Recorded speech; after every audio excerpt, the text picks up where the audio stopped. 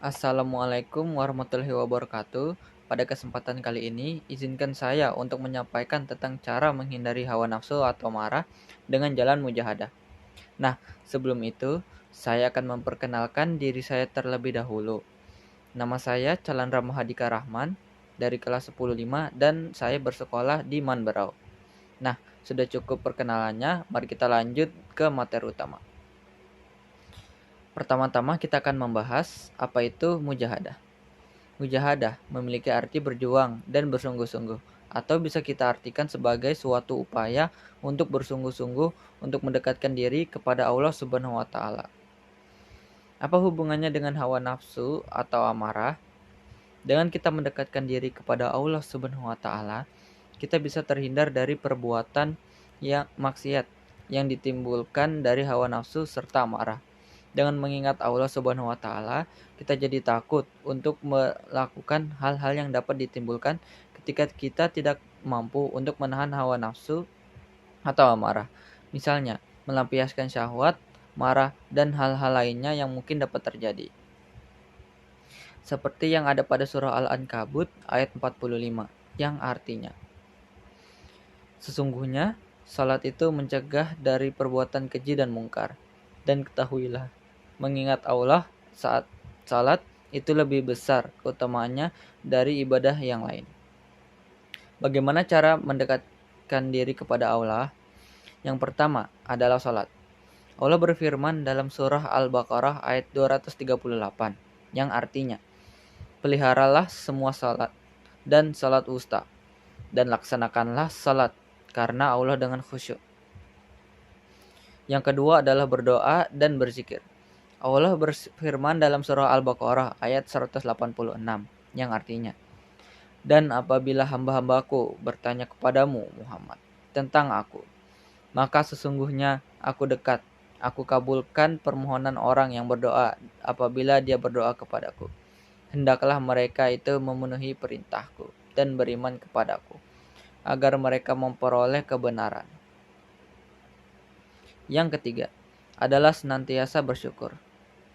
Dan ingatlah juga, tatkala Tuhanmu memaklumkan sesungguhnya jika kamu bersyukur, pasti kami akan menambah nikmat kepadamu.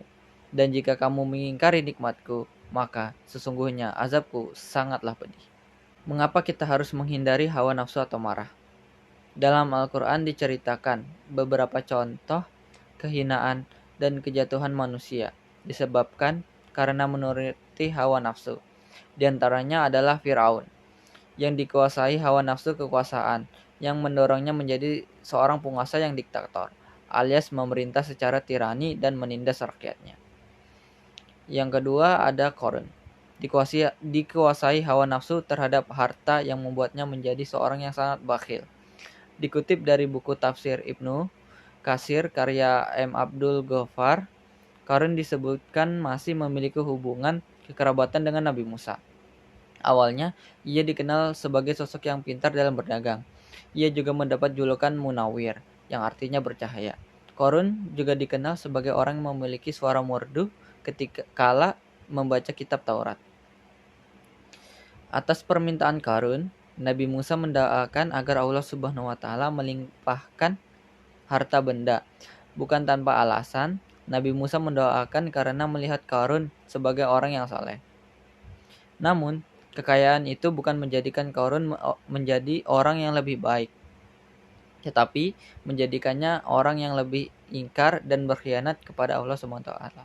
Allah Subhanahu wa taala menimpakan azab kepadanya karena ia menolak saat diperintahkan untuk membayar zakat dengan menenggelamkan Qarun beserta seluruh hartanya itu ke dalam bumi. Allah berfirman dalam ayatnya yang artinya, maka kami benamkan dia, Qarun, bersama rumahnya ke dalam bumi. Maka tidak ada baginya satu golongan pun yang akan menolongnya selain Allah. Dan dia tidak termasuk orang-orang yang dapat membela diri. Quran Surah Al-Qasas ayat 81. Yang ketiga ada kaum Lut yang dikuasai hawa nafsu seks menyimpang alias LGBT yang ramai kita jumpai pada zaman modern ini dan sebagainya. Kemudian Allah murka dan menurunkan kepada mereka azabnya disebabkan karena mereka memperturutkan hawa nafsunya dan tidak taat kepadanya. Hawa nafsu dapat menjadikan kita manusia yang lalai, seperti yang dijelaskan dalam surah Al-Kahf ayat 28 yang artinya, janganlah engkau mengikuti orang yang hatinya telah kami lalaikan dari ingat kepada Allah serta menuruti hawa nafsunya. Mengikuti hawa nafsu akan menghalangi seseorang untuk berbuat adil, bahkan menjadi awal kerusakan. Selain menjadikan kita sebagai manusia yang lalai, hawa nafsu juga merupakan sumber kebinasaan dan kekafiran. Seperti yang dijelaskan pada Quran Surah Taha ayat 16, yang artinya, maka janganlah engkau dipalingkan dari urusan kiamat oleh orang-orang yang tidak beriman kepadanya, dan oleh orang yang mengikuti pada hawa nafsunya sehingga menyebabkan engkau binasa. Quran Surah Taha ayat 16.